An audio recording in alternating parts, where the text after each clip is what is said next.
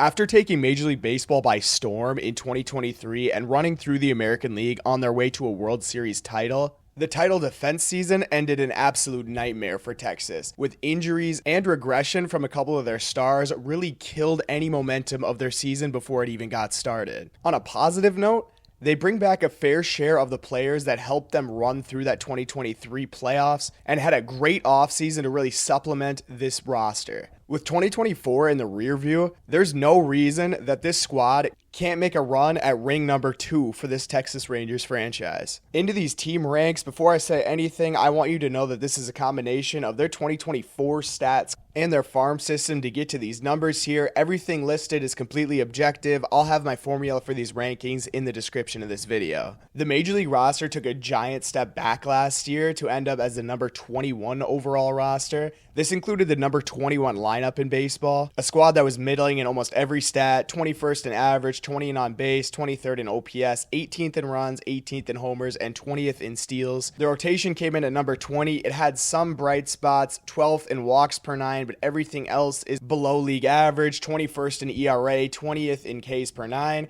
The big thing here is the bullpen, 26th in ERA, 29th in walks per 9, 27th in home runs per 9 last season. Rangers found some good fixes this offseason, though, in that department. The defense was great last year, and that makes you feel really good about this group moving forward. If you can get more output from your offense, rotation, and bullpen, you feel great about that. The farm system comes in at number 27, not helped by Wyatt Langford and Evan Carter already graduating. A top-heavy group, though, 3 top 100 prospects. The pitchers were 19th in all of baseball, and their hitters were 25th. Bruce Bochy is the manager here for the Texas Rangers. His 3rd season with the team, 168 and 156 in his 2 years here before. Just under 500 career, almost 2,200 wins. A guy who's been around for a long time, and I think a good manager for this team. Chris Jung in his 5th season really only has the 1 year of success in 2023, although I do think he did a really good job this offseason, and he's really built a contender here. Last season, Texas was 78 and 84, 3rd in the American League West, 11th in the American League. They were still competing a bit later in the season in kind of a down division, way up there in payroll, and that's definitely a good thing for this squad. $226 million last year. That would put them at the 8th spot in the entire league. The projections love them this season. Projected 90 and 72, 1st in the AL West, 1st in the entire American League. I can't say I disagree. This roster is so fun, so veteran-laden, a lot of proven guys here. Their payroll did go down this season, but I think that's more of a circumstantial thing than anything. They had a couple big contracts come off their books, guys like Andrew Heaney and David Robertson making over $10 million last year that aren't on the team right now. Playoff odds have them at just under 80%. You feel very good about that. A great projected team here. Top 100 draft capital. The good thing about not being great last season is you get a high pick. Number 12 in the draft, 52 and 84, all for the Rangers. They didn't lose any picks by signing free agents this offseason. And Texas has shown that they do well at the top of the drafts in drafting, especially in recent years. Jack Leiter is kind of a question mark, but Wyatt Langford, a great player. Your top contracts on this roster are the 3 big guys. Jacob deGrom making $40 million this year. He should be back. More of a limited role right away, but he'll be pitching this year. Corey Seager, maybe the most underrated player in the entire league. In my opinion, does not get the credit for how good of an offensive shortstop he is. Marcus Semien, 2025's Iron Man. He's out there every day giving you great defense. If he can take a step back up offensively, he'll be great this year. Last made the playoffs in their World Series season in 2023. Didn't make it last year. Park factor at 101. This is just a number showing if you're a hitter's park or a pitcher's park. Rangers are over 100, which is league average, and that means they are a hitter's park. The 10th biggest hitter's park in the entire league. And then organization success. Last season, one really solid team, the Frisco Rough Riders, 84 and 54. AAA, a bit under 500. Hickory Crawdads in high A, 62 and 70. And their A-ball team was just above 500 last season. The biggest season storyline for me this year with the Rangers is just staying healthy, man. Jacob deGrom pictured here, he was brought in to be your number 1 starter. He's getting paid number 1 money, but he only pitched 10.2 innings last season for Texas. More guys in that rotation for Texas last year, like Max Scherzer only made 9 starts. Jon Gray only had 19. Josh Jung and Evan Carter were both limited to around 45 games last year. A Major League Baseball team can only deal with so many injuries in a season before they start to see a decline. That's what happened to them last year. Praying for a clean bill of health for Texas this season. A new look bullpen is my second storyline here. That is Hoby Milner on the screen pictured there. He was brought in free agency. Jacob Webb, Robert Garcia brought over in a trade. Chris Martin brought over in free agency as well. The Rangers identified the bullpen as an area that needed to improve this offseason, and they absolutely went after it. Finally, resurgence. A lot of guys on this roster that just didn't play to their standards last season. Jonah Heim took a step back offensively last season, and even some of the younger guys like Leody Taveras and Evan Carter did not have great production. These guys need to return to form a bit for the Rangers to go on another playoff run in 2025. A huge offseason in terms of additions and subtractions for this club. I'll mention there were a couple more subtractions as well. I'm only listing guys with positive WAR on the right side of the screen. In free agency, Joc Pederson and Kyle Higashioka brought over on position player deals. Both of them are projected for pretty solid WAR next season. Jake Burger over in a trade with Miami, the big one, your first baseman in 2025. And then that bullpen, man, they went after it. Chris Martin, 1 year, $5.5. Robert Garcia in a trade with Washington. Nate Lowe ended up leaving and going to Washington in that deal. Sean Armstrong, 1 year. Hoby Milner, 1 year. Jacob Webb, 1 year. Luke Jackson, 1 year. A huge offseason for this bullpen and really helped the offense in a couple areas as well. Andrew Heaney gave the Rangers some solid innings last year. He's headed over to Pittsburgh in this offseason. Kirby Yates, a great season last year for Texas, headed over to baseball super team in LA. Carson Kelly was a really good backup catcher for them last year and picked up some of the slack with Heim not performing as well. I mentioned Nate Lowe over to Washington in that trade for Robert Garcia. Jake Burger will take his place. Jose Leclerc over to formerly Oakland, now Sacramento. And then a legendary pitcher in Max Scherzer going to Toronto for the 2025 season. Quick explanation of some of the stats here. WOBA stands for weighted on base average. It's really just on base percentage, but everything is weighed differently, meaning a homer is weighed more than a triple, which is weighed more than a double, etc. League average for that is 310. A rule of thumb for it, if it would be a good on base percentage, it would be a good WOBA. Weighted runs created plus is the other stat here. 100 is league average. It's just a general offensive statistic that puts everything together. League average for that is 100. Everything above or below that is the percent better or worse that your offensive output was than league average. And dude, the first thing you gotta say here, this is an absolutely loaded lineup. 8 guys expected to be above league average. 7 of them expected to be over 10% better than league average next year. I mean, just look at some of the names in this lineup. Semien at second base, Seager at short. Langford ended with a great season last year and left. Joc Pederson brought over in free agency to be your DH. They do really expect a big step back for Adolis Garcia this season. Josh Jung projected 22 homers. Evan Carter, another big step back projected for him. Jake Burger projected over 30 home runs this season at first base. And then Jonah Heim, even not projected a great season, but he's a guy who I could definitely see having a league average or above season offensively. On the bench, Josh Smith, really good season last year. Kyle Higashioka, a good backup catcher here. He'll probably play a lot this season. Ezequiel Duran and Leody Taveras, 2 pretty solid players, young guys on the bench. The projected WAR is in parentheses for those guys. 3 dudes projected top 10 at their position in Semien, Seager, and Langford. 7 guys projected over 22 home runs next season.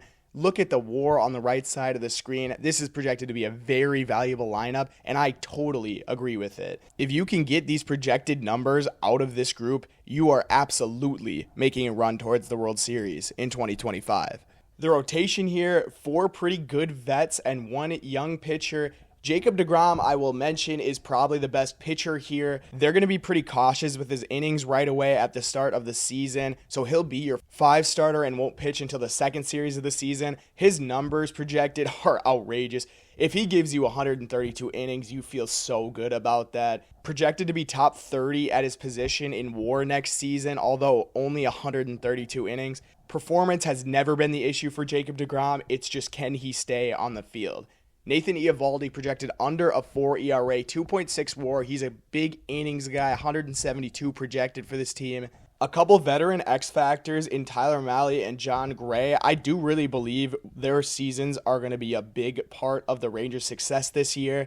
Both have had some injury concerns in recent years, but have been pretty solid when they've been out there. Gray projected 1.8 WAR and Mahle at 1.6. Cody Bradford is an interesting one. Only projected 88 innings this season, a 4.20 ERA, projected and just under 1 WAR. Other guys that are projected innings by Fangraphs, the Vandy squad, Kumar and Jack Leiter, Emiliano Teodo. I'll go over all three of those guys in the prospect section. And then Adrian Hauser was brought in on a minor league deal. He could get some innings for this team. I've already made a few mention of this new look bullpen, and it is a really solid projected group. Martin, Garcia, Milner, and Jackson all projected under a 4 ERA. Chris Martin and Robert Garcia, both very good pitchers. Garcia was maybe the biggest underlying data guy in all of baseball, and the Rangers went after him in a trade. Martin projected to be your closer. Jacob Webb, solid season with Baltimore last year. Sean Armstrong, 4.20 ERA projected. Milner, another guy with pretty solid underlying data, but didn't really get the results last year. Luke Jackson projected under a 4 ERA, almost 25 on the K rate.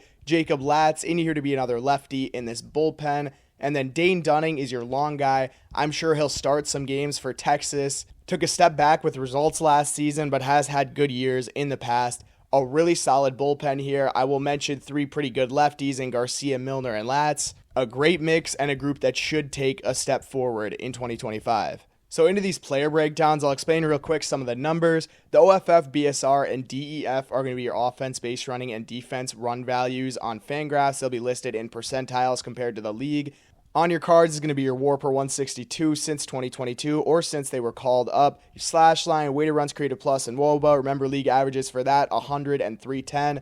Homers, steals, and games. And then your baseball savant page. A lot of expected numbers, things like expected WOBA, batting average, and slugging. And then plate discipline numbers, chase rate, walk rate, K rate, all of that stuff. Launch angle sweet spot is the amount of time that they hit the ball between 8 and 24 degrees launch angle. And then how hard you hit the ball, average exit velocity, barrel rate, hard hit rate, all of that. Defensive stats and running stats are going to be on there as well. Getting started with this group, last season was a really tough one for Jonah Heim in terms of overall value. Really just dropped his production in every single area. The defense wasn't great. The base running wasn't great. The offense was pretty bad. In 2023, a 755 OPS, 18 home runs. His batting on value was 85th percentile. Fielding on value was 97th. You see the numbers on the screen there. All of the expected numbers really took big hits from last year. Everything was about league average or a little bit below for him, and then tanked in 2024. He wasn't great at throwing out runners or framing last year, which was a huge part of his game in 2023. It's very rare that you see a guy fall off so hard offensively and defensively in the same year. In his prime years as well, he was 28 last season. Got off to not the greatest start in the first half, of 644 OPS, and then second half, his stats just went down the drain. 527 OPS. Biggest thing with him last season is he could not hit fastballs. 279 WOBA against fastballs last season compared to a 356 the year before. I think that makes me a bit more hopeful for Heim's 25 because he's shown that he can do it in the past. He's going to need to have some positive regression in 2025 to get back to the player that he was to really unlock this lineup. But just in case he can't do that, they brought over Kyle Higashioka from the San Diego Padres in free agency this year. 17 homers in just 84 games for Higashioka last season. He's been pretty valuable too. An above average bat last season, a guy that hits the ball pretty hard, one of the better bat speeds in all of baseball, and the average exit velocity and hard hit numbers are pretty high. Neither of the guys in this group are really great defensively. I think Higashioka brings you a bit more on the offensive side. An interesting group and one that's led by a guy that needs a big bounce back 2025. Can Jonah Heim return to the guy that we saw in 2023, or is this more of what we expect to see from him moving forward? After the departure of Nathaniel Lowe, Jake Burger is your new first baseman here in Texas, acquired from Miami. 29 homers in 133 games last season for the team. The biggest thing for him, he crushes the baseball, man. He's up there in every single hard hit stat. A really high bat speed, but he does strike out a decent amount. The chase rate, whiff rate, and K rate are all pretty high. Not a ton of walks from him either. The launch angle sweet spot percent could go up, and that could definitely help him have more production offensively. Contrary to Lowe, he's not bringing you a ton on the defensive side of the ball. -6 outs above average at a majority third base last season. So hopefully this first base switch can help him out and maybe he'll become a bit of a better defender there. For Berger, a bit of a step back from his 2023 where he hit 34 home runs. He really just had the same profile, but he did everything a little bit better. 98th percentile in barrel rate, almost 90th in every other stat that's high on this page. You can kind of expect 30 homers out of him. You're going to get a lot of strikeouts, not a ton of on base. Most of his value is going to be derived from his slugging. Been in the league for a while now, still just 28 years old. He'll be a free agent after the 2026 season, and this is your new first baseman in Texas. Second base, the modern day Cal Ripken, Marcus Semien. He's going to be out there every single day, and man, is he going to bring you value. 100th percentile in range led to a 97th percentile overall run value at the defensive side. The sprint speed is up there. He's a good base runner, and although he didn't have the offensive season that he has had in the past, still above league average in that area in terms of run value, right around it at weighted runs created plus. In 2023, an 826 OPS, 29 homers. Really the only big change from him is the launch angle sweet spot percentage. Last season, hitting the ball into the ground a lot more. The season before that, he was hitting the ball into the air and he was doing it really well. A guy that won't strike out very often. He'll walk, won't chase, won't whiff. Pretty even both sides, pre-All-Star and post-All-Star, right around a 700 OPS. But he's going to be your second baseman. He'll be in there every single day getting 5 WAR per 162. A couple more seasons like this out of Marcus Semien, and we'll be talking about a Hall of Fame baseball player. Josh Jung is your third baseman here for Texas, 2.6 WAR per 162, so he's been valuable, but just 46 games last season, above average offensively. Another bat that they desperately missed last season. In 2023, 23 home runs, a 782 OPS, he slugged 467. A big step back defensively for him last year. Hoping that is more of an injury thing than anything. In 2023, 6 outs above average. In 2024, just the 46 games, -6 outs above average. Still on the younger side in terms of service time. He hasn't been up in the majors for a super long time, but 2023, really good season from him. He's shown that he can do it in the majors. Hopefully a clean bill of health for Josh Jung in 2024 and more of the production that we saw in that 23 season. Corey Seager is your shortstop, one of the best hitters that the game has to offer. The interesting thing with him is that I don't think the numbers really reflected what he put out there offensively last season. All of the expected numbers are just way higher than what he got. Really similar underlying numbers compared to his 2023 season where he had a 1.013 OPS in 536 plate appearances, 33 home runs the last 2 seasons before last year and 30 last season. If there's a knock on Corey Seager, he's first percentile in base running run value, but you don't have to run very fast when you're rounding the bases after hitting a homer. He will chase and whiff here and there, but that comes with the power that you're seeing from Seager. Even took a step forward in walk rate last year. Seager's been a guy that has had injury concerns throughout his career, but the last 3 years, almost a clean bill of health. Dealing with just a couple injuries last season, still 123 games, 30 homers. A really solid defender at shortstop, 6 outs above average for him. This organization paid him handsomely to come play here, and he's been everything that they could have asked for. One of the more fun shortstops in the entire game and one of the best hitters that our era of baseball has to offer. Excited for this one. Wyatt Langford, your left fielder, 23 years old, rookie last season from Florida. The number 4 pick in the 2023 draft. The Rangers love this dude. There were rumblings that he was going to come up during the World Series run in 2023, but he made it up, had a full season last year, and really figured out the major league level offensively throughout the season. Ended 10% better than league average, 16 homers, 19 steals in 134 games. Another one on this team where the expected numbers like him more than what he actually got this season. An incredible defender, a great arm, super high in sprint speed. A couple stats on him real quick. A 702 OPS in the first half compared to a 723 in the second half. Less plate appearances, but 11 homers compared to 5 in the first half. Ended the season super strong, September at 996 OPS to really pick up a lot of these numbers. A super value, one of the biggest young stars that our game has to offer. I think he really got underrated because of the team success last year. If this team ends up going on another playoff run or something similar to 2023, he's going to start getting that recognition with some of the best young players in the game. The only thing that he can do better is hit the ball in the launch angle sweet spot. And man, if he does that, you don't even know what the numbers are going to look like for him. A tale of two seasons for Evan Carter was incredible in the 2023 postseason. 3.1 WAR per 162, so he's been valuable. But last season, well below league average, 80 weighted runs created plus, 5 homers and 2 steals, was limited to just 45 games last season. 75 plate appearances in 2023 to a 1.058 OPS. Hit the ball much harder in 2023 in that small sample. The hard hit rate, the barrel rates were much higher that year.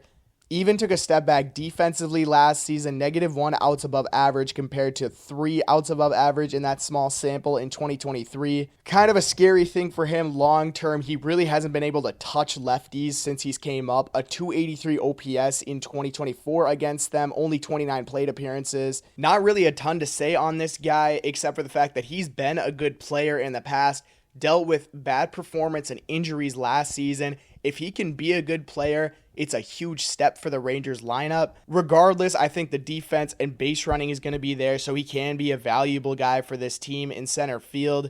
What do we get out of Evan Carter in 2025? Is it those projected numbers that has him in an above league average offensive spot, or is it more of what we saw last season from Evan Carter? In right, Adolis Garcia, one of my favorite guys to watch, but did really take a step back last year. Still 25 homers, 11 steals on 154 games, 92 weighted runs created plus.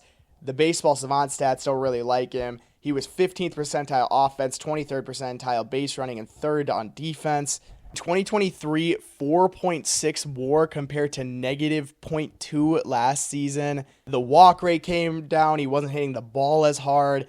Defensively is really scary because he is entering his age 32 season. Took a huge step back in that area. Never been great as a base runner, but was really bad last year. Usually you're able to cover that up with a good offensive performance. He just didn't really have it. A couple pretty dreadful months in May, June, and July, all under a 632 OPS. August and September, he did get a little better though, 722 and 740, so we saw a bit of a return to form for Adolis. Still hit the ball pretty hard, still got a decent amount of barrels, wasn't really hitting it at advantageous launch angles, and was whiffing and striking out just way too much to be successful. The range in the first percentile is just really scary for a right fielder who has been good in the past. Hopefully being able to wipe 2024 off of his brain and just go into 25 with a clean slate will help him kind of get back to the player that he was.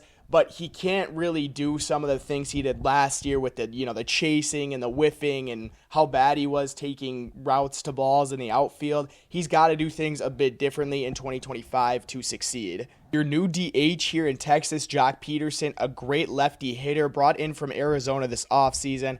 51% better than league average as a hitter, 23 homers, 7 steals, interestingly enough, in 132 games. He was great last season, got on base, slugged. For a DH, he's bringing in 2.5 WAR per 162. I promise you, Pederson will never see the field. He is strictly here to be a hitter. He crushes righties. Last season, he was really good against lefties as well, got on base at a 405 clip. Turned into a little bit of a rent-a-hitter at this point in his career. He's just kind of bouncing from team to team, getting his checks and raking. 908 OPS last season. Hits the ball really hard. The average exit velocity is way up. The xWOB at 378. The good thing about him is he is going to walk, man. 12.2 walk rate last season. He will strike out here and there, but last year it was not a killer. 38th percentile in strikeout rate, 46 in whiff, and 43rd in chase. If you pair that with how good he was at hitting the ball hard, you get a really solid offensive player. A great DH in Joc Pederson here. A bit of a step back post All-Star, but still a 730 OPS. Most likely not going to play the full season because he is better against righties than lefties. Righties will spell him every once in a while on a day where a lefty starter is throwing. But again, he hit lefties all right last season, so it's not like he can't be out there. Joc Pederson is your Rangers DH in 2025. This bench is by far the best that we've seen in this series. Ezequiel Duran, a 25-year-old 1.0 WAR per 162. Not great offensively last season, but has been in the past. Josh Smith, incredible offensively last year. 129 games, 11% better than league average, 13 homers. And then Leody Taveras, a good young switch hitter, took a step back last season, but still has been valuable. 1.9 WAR per 162. Two utility guys in Duran and Smith, and Taveras, an outfielder. If you get steps forward offensively from Duran and Taveras this season, you have 13 really solid position players here. This might be the best position player group that we see in a really long time in this series. It could be the best in the entire American League. Going into pitching, a couple of the numbers here. Everything on the right side are your run values from Baseball Savant again. So pitching run value, fastball, breaking, and off-speed run values. You're going to have your pitch percentages and your miles per hour on each of the pitches. WAR per season with pitchers I like to do because of the injury history in recent years with pitchers. Stuff plus is a metric that measures how good your stuff is compared to league average. 100 is average, again with the plus stat. Nathan Eovaldi is your one starter here for the Rangers. 35 years old. You know what you're getting out of Eovaldi. A great regular season pitcher who can really turn it up in the playoffs. Good fastball, really good off-speed pitches.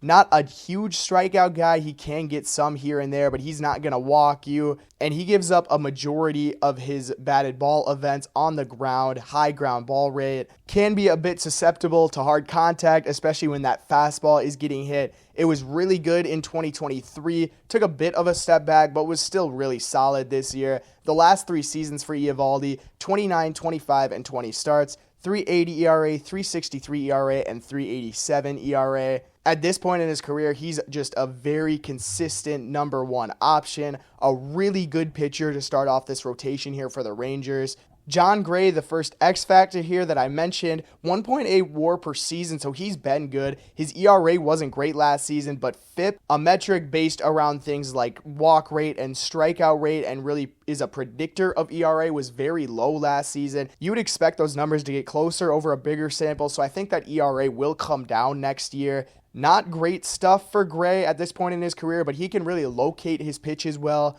The strikeout numbers took a bit of a dip last season. He wasn't getting as many chases on his pitches, but still an all-right season for Gray. Last 2 seasons before this, a 4.12 and a 3.96 ERA in 29 and 24 starts. So he's been giving this team innings. Only 19 starts for the Rangers last year.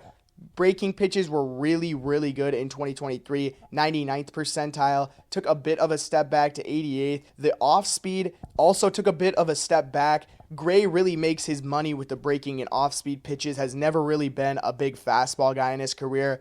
A solid number 2, I don't know about high potential as much, but a decent high floor option in Jon Gray. Tyler Mahle here, limited to just 3 starts last season and 12.2 innings. A tick over 48 innings the last 2 seasons combined. He was dealing with a pretty big injury the year before that. 2022, 4.40 ERA in 23 starts. He has been a good pitcher in the past. A great 2021 season where he was 81st in pitching run value. The fastball velo was down a pretty significant amount in 2024 compared to that season. 91.4 in 24 compared to a 94 fastball in 2021. It's not everything, but it definitely gives you a bigger margin of error as a pitcher, so that might be a concern for him moving forward. Good rate stats for him, though, last year. The barrel, hard hit rate, walk rate, chase rate, and xERA all really solid. When Mahle's good, he's limiting hard contact and getting strikeouts on his off-speed pitches. He needs his off-speed pitches and fastball to both be really good in 2025.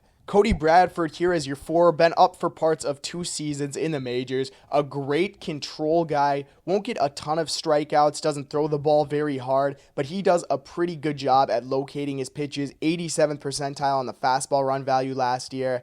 The off-speed was really good in a small sample in 2023. Last year was right around league average. The breaking run value wasn't great, doesn't have great breaking pitches, but he has a decent fastball when he can get it going. A good Cody Bradford is one that limits walks, doesn't give up a ton of hard hit contact, although the barrel rate is pretty high. You would like to see that ground ball rate go up maybe a bit, but he's really not a ground ball pitcher. More of a crafty thrower than anything because the fastball velo is so low, but an interesting pitcher, one that had a good season last year for Texas. Jacob deGrom, currently listed as the 5 going into the season, 36 years old, super good player, just doesn't stay on the field. The last 3 years limited to just over 100 innings combined. A Cy Young winner in the past, deGrom will give up a barrel here and there, catching his fastball every once in a while, but really that's the only thing that he doesn't do at an elite level. The K rate, walk rate, expected ERA, batting average, whiff rate is all way up there last season. It's really just what can you get out of Jacob deGrom in terms of volume, because you know when he's out there, he's going to be the best pitcher in the league. 36 years old, hopefully he gets a full season to really show what he can do in Texas.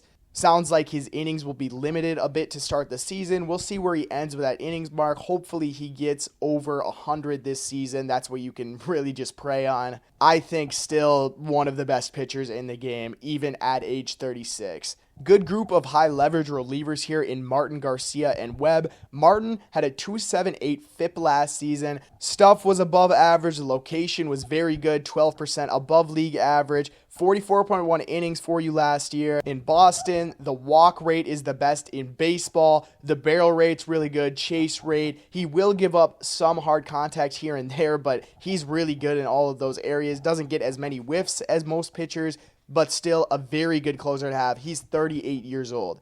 Robert Garcia brought in from the Nationals in the trade. I mentioned his underlying numbers are crazy, and that is true. The Baseball Savant page is pretty much all red. Shout out Playboy Cardi. The barrel rate, hard hit rate, 98th percentile, 97th percentile in expected ERA at 2.53, but he had a 4.22 last season.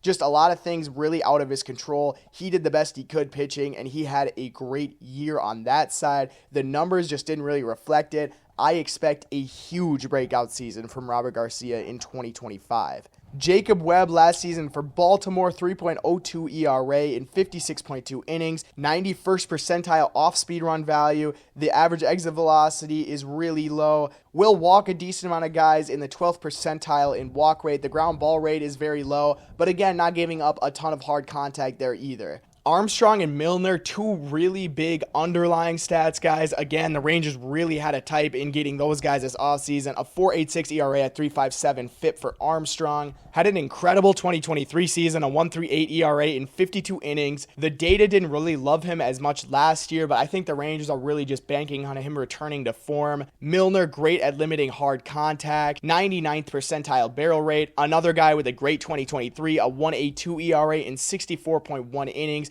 He'll get the ball on the ground. He doesn't really walk anybody. Doesn't get a lot of whiffs or chases, but he's not a big strikeout pitcher. Luke Jackson coming over from Atlanta in the same ilk. A 2.97 ERA in 2023, 33.1 innings. A 1.98 the season before that. 5.09 last year. Still did get a lot of balls on the ground. Got a lot of whiffs and chases. The strikeouts just didn't really come with it as much. Will walk a decent amount of guys. 14th percentile in that area. Latz, a solid lefty who gave you some good innings last year. The whiff rate, pretty solid. Average exit velocity, solid. A lot of the other numbers didn't like him as much, but the numbers are pretty good. The FIP, much higher than the ERA. That's a bit scary moving forward, so you kind of expect that ERA number to go up.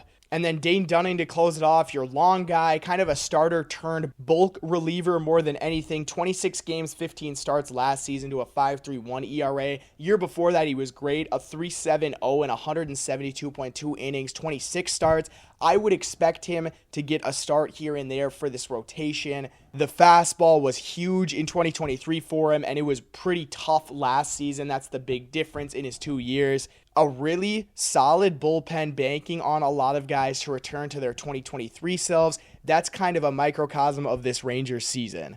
I mentioned a high ceiling group of prospects, and they definitely have that. Kumar Rocker and Sebastian Walcott, 20 and 21 in the top 100. Kumar Rocker, 25 years old, out of Vanderbilt, 60 Baseball America grade. He got up to the majors with the Rangers last season, 36.2 innings, a 1.96 ERA, and a 1.89 FIP.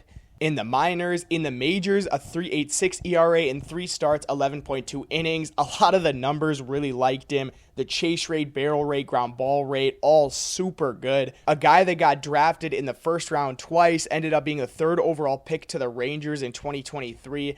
Great fastball, incredible slider. The changeup and curveball are above average. Expect to see a lot of Kumar Rocker in the majors for Texas this season. Sebastian Walcott, shortstop prospect, 18 years old, already in Double-A and crushing it. 125 weighted runs created plus, 362 WOBA, 11 homers in 121 games last year. The little blurb on Fangraphs says if you're looking for the next Fernando Tatis Jr., this is your most likely candidate.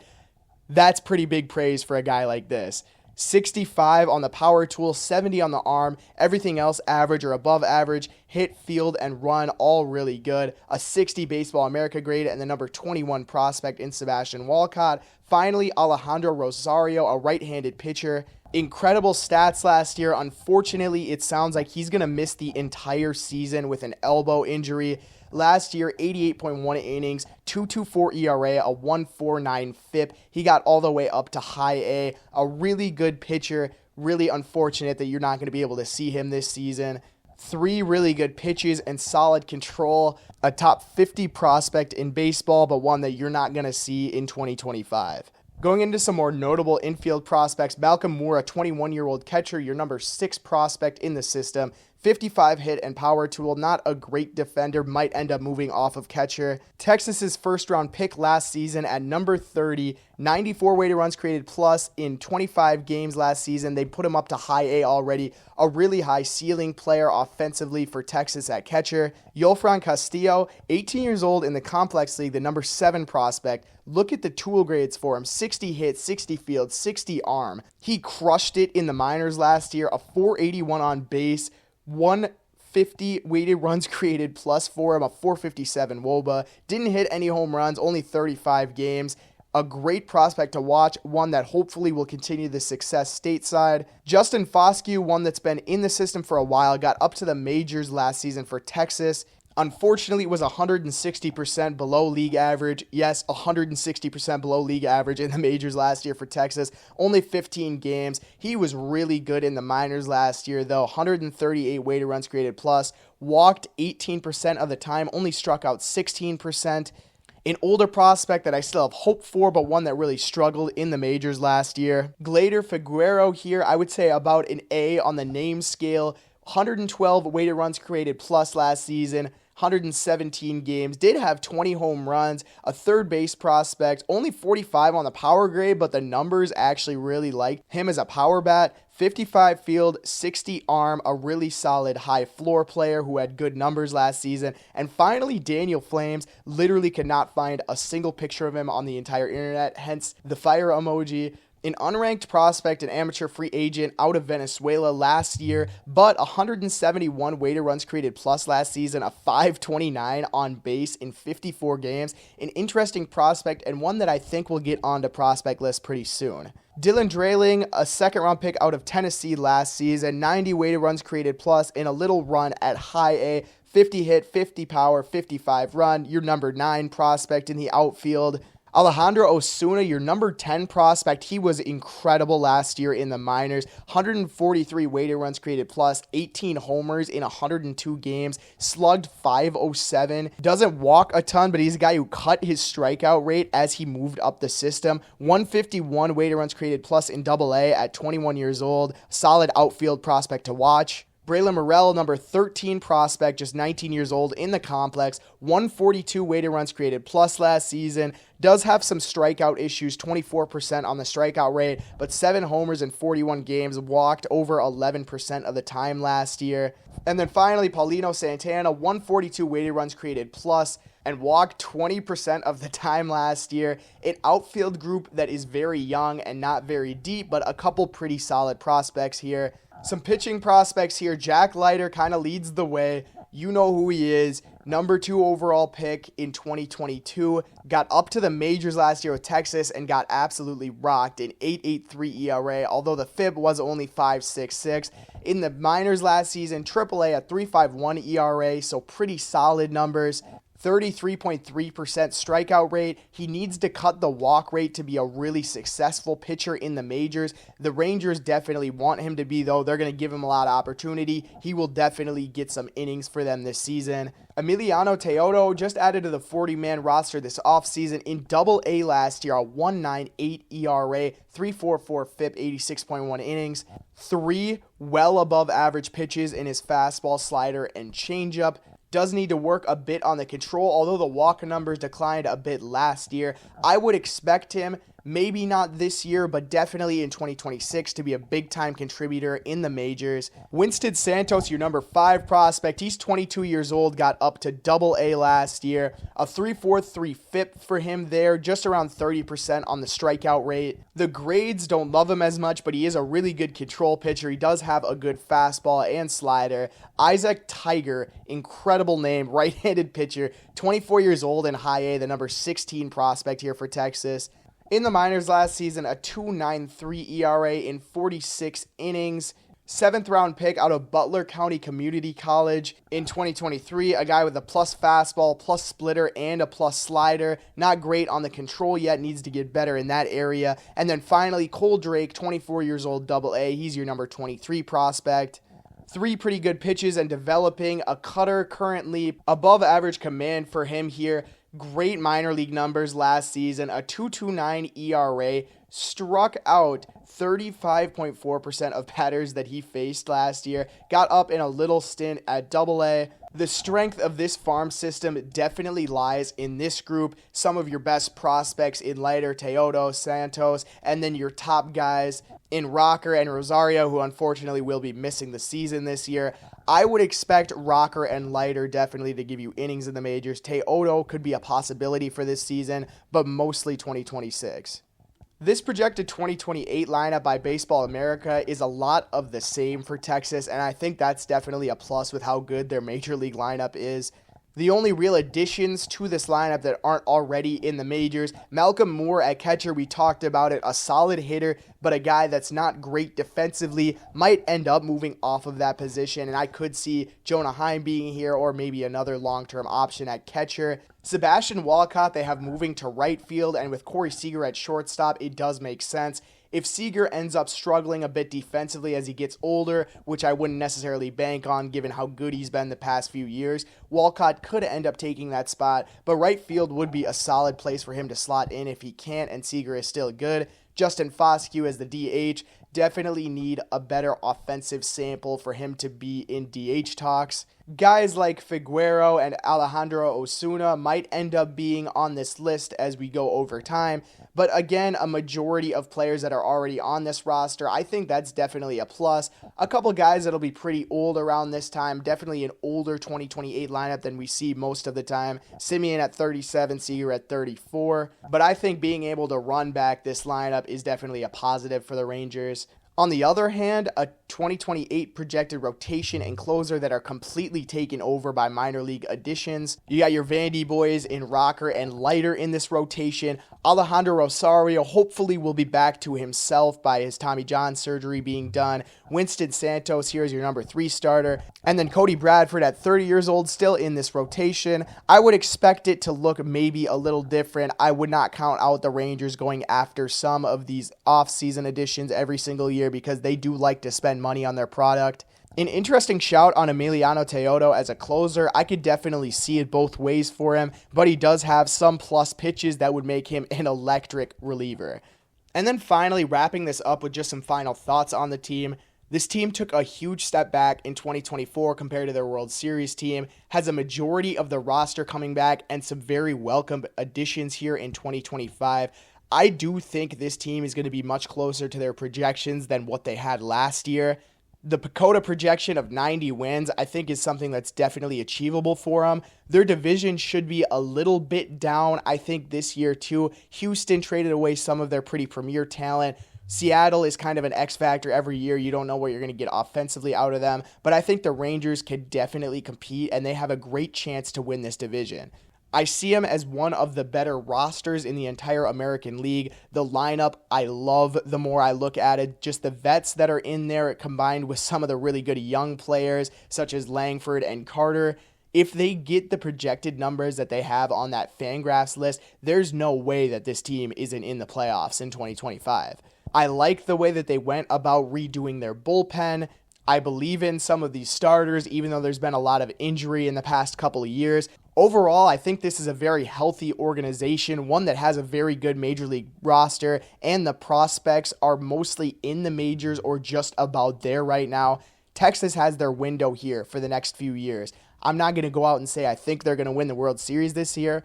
I definitely think they're a strong contender, and I think they're much better set up for a title run in 2025 than they were last season. Obviously need a couple bounce backs, but I think that is possible from this group. So thank you guys so much if you're still listening to this video. Like, comment, subscribe, everything. It really helps when I'm able to get support from you guys. It means a lot for you to watch these videos. It's just me doing all the research and all of the creation of these slides. 22 of these left to do. They'll all be out by opening day. This was a really fun one. Definitely a tier or two above the rest of the teams that I've done so far. And this is the 2025 Texas Rangers.